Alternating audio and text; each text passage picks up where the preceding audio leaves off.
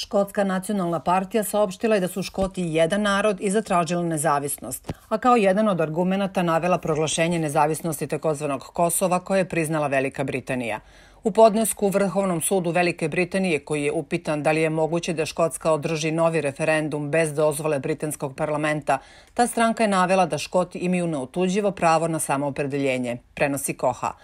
Ogromna većina eksperata veruje da će poziv lidera stranke Nikole Sturgeona na novi referendum u oktobru sledeće godine biti odbijen, pošto zakon o Škotskoj jasno kaže da kraljevska rezidencija u Škotskoj ne može sama po sebi da donosi zakone za oblasti unutar kraljevine. Međutim, Škotska nacionalna partija je saopštila da iako je britanski parlament možda vrhovni zakonodavac u Ujedinjenom kraljevstvu, on ne može da se meša u osnovno pravo na samoopredeljenje.